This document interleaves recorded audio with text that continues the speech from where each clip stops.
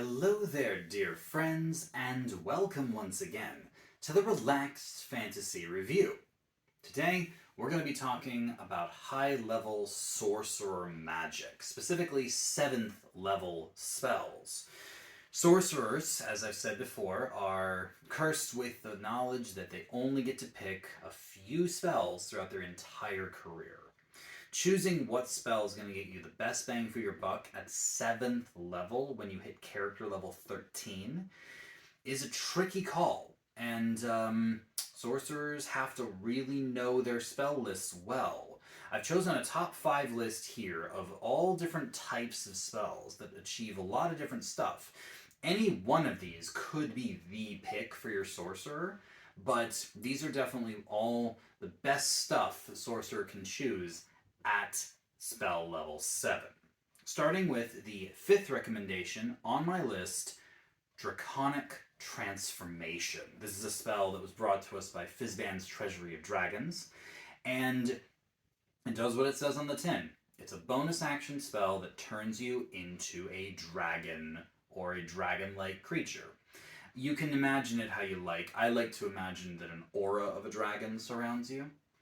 And it doesn't do much for the sorcerer's defenses, particularly. It gives you 3 buff effects. You get blind sight out to 30 feet, a flying speed of 60 feet, which I guess would be relatively good for your defenses, and you get a breath weapon, 68 force damage against a dex save as a bonus action. So this spell gives you a great amount of power to weaponize your bonus action, and then you can just keep casting other spells using your action if you want to.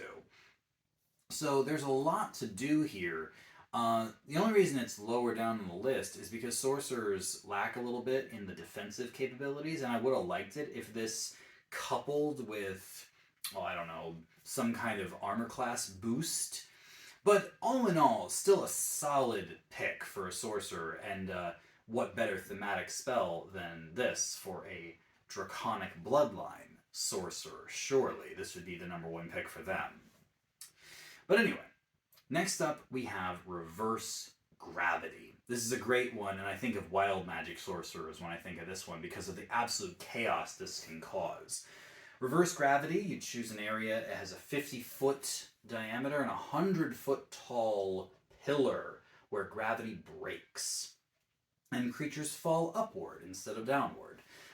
Creatures can make dex saves in order to grab onto things if that's possible, but if not, they just fall upward. If there's a ceiling in the way, they'll slam into it like they'd fall in from a great height, and if there isn't, they just go 100 feet up and then just stay up there for you to target with other spells if you want to. Any creature who doesn't inherently have the ability to fly can't move while they're up there. And this is a great spell, especially if you're going to set it up with another AoE, like the famous Gravity Slam of Prismatic Wall. Reverse Gravity is a great battlefield control spell, removes a ton of enemies from the fight, basically anyone who fails a dex save, or can't grab onto things. And it can really send the battle for a loop when you take gravity out of the picture. Very, very chaotic magic. But if you're going to talk about game-changing magic, we got to think utility. And if we're going to think utility, let's talk about the number 3 on the list, Etherealness. Etherealness is one of the greatest maneuverability spells in the game. You step into the border ethereal. It's not the ethereal plane exactly, it's the edge of the ethereal plane. You can still see the material world, but you can walk through walls, you can walk through objects, you can walk through people, you could even go straight up in the air or straight down into the ground if you wanted. You can see the material plane, but you can't interact with it. So you can't be attacked, you can't be targeted by spells. The only creatures that can see you are ones who can see into the ethereal plane. Even see invisibility won't reveal you. And this means that you can scout, you can travel, you can spy, you can stalk, you can do all sorts of crazy things. And the spell lasts for 8 hours without concentration. So Yeah, you can't target creatures either, so this isn't like a combat trick to make you intangible while you kill people. But still, the ability to just escape or spy or infiltrate is unparalleled. And you can dismiss the spell whenever you want, but you can do it for up to 8 hours. And if you upcast it, you can bring more people into the Border Ethereal with you, so the whole party can come. Great spell. Cannot recommend highly enough. But if you're turning into a ghost and walking through walls isn't going to get you where you need, maybe the spell Teleport will. Number 2 on the list is Teleport. A complicated spell. Make sure you read it carefully before you take it. Teleport can take you anywhere that you can designate in the same plane of existence as you. The trouble is that sometimes it doesn't work. If there's a teleportation circle that you know, or if you have an associated object from the location you're trying to go to, you can teleport there, no problem. But if you try to teleport anywhere else, you start to run into potential issues. You can run into the issue of having mishaps, where you just take a bunch of force damage and then the teleport reattempts itself. Or you can end up in a similar location, somewhere like where you wanted to go, but not quite the same. DMs, this could be a great adventure hook, a failed teleport that takes them to a dungeon that they didn't mean to go to, but now they're there. You could also end up off target, where you aim at the spot you were trying to teleport, and then you end up a certain distance away from it. All of this is based on how familiar you are with the space. If you've been there many times and you've studied the area and you're super familiar, you've got a pretty good chance of landing the teleport. If you have seen the place casually a couple times but not studied it properly, your chances go down a little bit. And then there's the idea that you've only seen it once, like if you scryed on a space or seen it through magic, or if someone's even described it to you, maybe through a picture, a painting, or whatever. Then your chances drop even further. It's still possible to land on target, but you just never know. Teleport is a wild, wild spell that can do all sorts of crazy things to the game. And yes, it can kill your characters. If you get mishap after mishap, you could end up dying. But the ability to go anywhere in the world, basically, if you can picture it in your mind, to have a chance to get there, that's powerful. It's something that Etherealness can't quite match.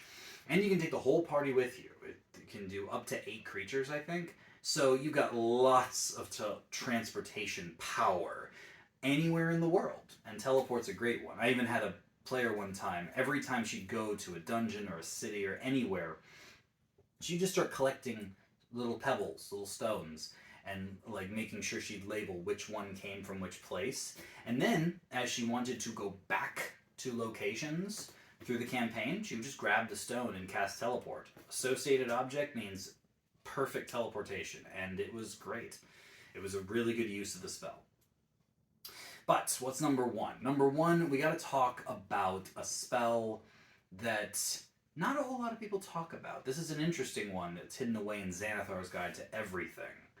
The Crown of Stars spell. This is a spell that lasts for an hour, no concentration required. And you get 7 glowing motes that go around you, kind of like little magic missiles. But unlike magic missile, these things require an attack roll.